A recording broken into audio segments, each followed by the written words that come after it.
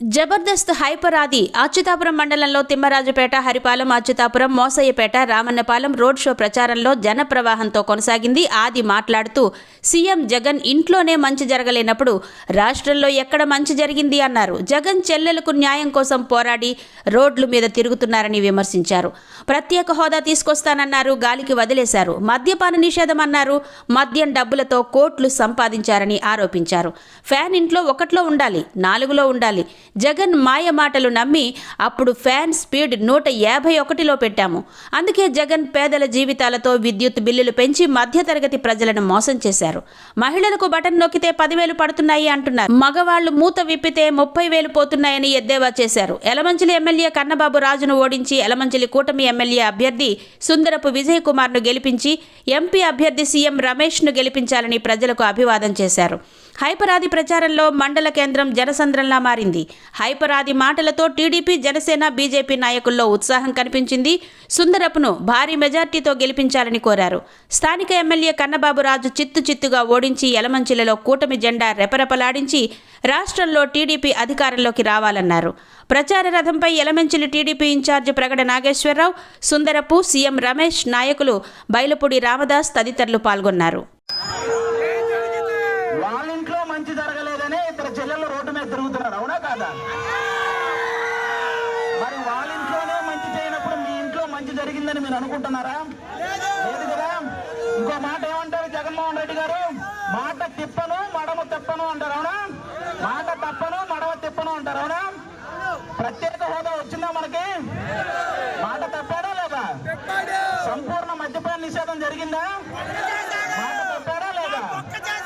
3,000 రూపాయల పెన్షన్ గెలిచిన వెంటనే వేస్తానన్నాడు, ఎప్పటికేశారు? 5 సంవత్సరాలకు కానీ అది 3,000 అనేది రాలేదు. మాట తప్పాడా లేదా? ఇలా చెప్పుకుంటూ పోతే చాలా మాటలు తప్పారు, చాలా సార్లు మడవ తిప్పారు. కాబట్టి అది సూట్ అవ్వదని మీరు ఒకసారి చెప్పాలని మనస్ఫూర్తిగా కోరుకుంటున్నారు. ఇంకో మాట ఏమంటారు? ఫ్యాన్ ఇంట్లో ఉండాలి, సైకిల్ బయట ఉండాలి, గ్లాస్ సింక్ లో ఉండాలి అన్నారు. కానీ వీటన్నిటికంటే ముఖ్యమైన విషయం ఏంటి? ఫ్యాన్ 4లోనో 5లోనో ఉండాలి, అవునా కాదా? అది తెలియక మనం లాస్ట్ టైం ఫ్యాన్ 151లో పెట్టాం. ఏమైంది? కరెంటు బిల్లులు పెరిగినాయా లేదా? కాబట్టి ఈసారి ఫ్యాన్ బాగా రెగ్యులేటర్ తగ్గించి 4లోనో 5లోనో పెడితేనే హ్యాపీగా ఉంటుందని గుర్తుపెట్టుకొని ఆ పని చేయాలని కోరుకుంటున్నాను. ఇంకోటి ఏమంటారు? పొద్దున్నే ఆడవాళ్ళ అకౌంట్ లో బటన్ నొక్కితే 10,000 పడుతున్నాయి అంటున్నారు. మరి సాయంత్రం మగాళ్ళు మూత విప్పితే 30,000 పోతున్నాయి. వాటి సంగతి ఏంటి? ఎంతమంది కల్తీ మద్యం తాగి ఎన్ని ప్రాణాలు పోయినాయో తెలుసా? కాబట్టి ఇవన్నీ గుర్తు పెట్టుకోండి. చాలా పథకాలు పైన బీజేపీ మోడీ గారి దగ్గర నుంచి వస్తున్నాయి. ఆ పథకాలు కూడా వీళ్ళ పేరు చెప్పి వేసేస్తున్నారు, వీళ్ళే చేస్తున్నట్టు చెప్పుకుంటున్నారు అనమాట. అవి కూడా మీరు గమనించాలని మనస్ఫూర్తిగా కోరుకుంటున్నాను. అలాగే ఇక్కడ యలమంచిల్లో మన సుందరపు విజయ్ కుమార్ గారు పోటీ చేస్తున్నారు. ఆయన్ని గాజు గ్లాసు గుర్తు మీద ఓటేసి గెలిపించాలని మనస్ఫూర్తిగా కోరుకుంటున్నాం. సుందరపు విజయ్ కుమార్ గారు ఆల్మోస్ట్ 13 సంవత్సరాల నుంచి యలమంచిల్లో ఉన్న ప్రతి గ్రామంలో ప్రతి ఇంటికి చేరువైన వ్యక్తి. ఆయన అంతకు ముందు గెలిచిన నాయకుల కంటే కూడా చాలా కష్టపడ్డ వ్యక్తి, చాలా సమస్యల మీద పోరాడిన వ్యక్తి. ఒకసారి ఇదే యలమంచిలి నియోజకవర్గంలో ఒక రోడ్డు సరిగా వేయలేదని మోకాళ్ళ మీద కూర్చొని మరి ఆ రోడ్డు వేయించిన ఘనత ఆయన గెలిస్తే యలమంచిల్లో ఉన్న ప్రతి సమస్య మీద ఆయన పోరాడగలడు. అసెంబ్లీలో ఆయన గలం గట్టిగా వినిపించగలడు. అలాంటి వ్యక్తిని గెలిపించాలని మనస్ఫూర్తిగా కోరుకుంటున్నాను. ఇంకెవరున్నారు మన పక్కన? సీఎం రమేష్ అన్న. బేసిక్ గా ఒక వ్యక్తి సీఎం అవ్వాలంటే కొన్ని సంవత్సరాలు కష్టపడాలి, కానీ పుట్టుకతోనే సీఎం అయిపోయాడు అన్న.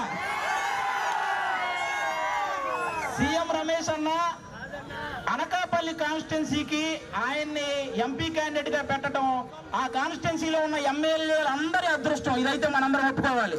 ఎందుకంటే ఆయన గనక ఎంపీగా గెలిస్తే ఆ ఏడు నియోజకవర్గాల్ని అభివృద్ధి చేయగల సత్తా ఉన్న నాయకుడు మన సీఎం రమేష్ అన్న. కాబట్టి ఇక్కడ మన యలమంచిలి నియోజకవర్గానికి ఎమ్మెల్యే క్యాండిడేట్ గా సుందరపు విజయ్ కుమార్ అన్నని గాజు గ్లాస్ మీద ఓటేసి గెలిపించండి. ఇక్కడ పనులన్నీ జరగాలంటే పైన మాత్రం ఖచ్చితంగా సీఎం రమేష్ అన్నే రావాలి. అది గుర్తు పెట్టుకొని అందరూ కమలం గుర్తు మీద ఓటేసి సీఎం రమేష్ అన్నను కూడా గెలిపించాలని మనస్ఫూర్తిగా కోరుకుంటున్నాను. జై జనసేన.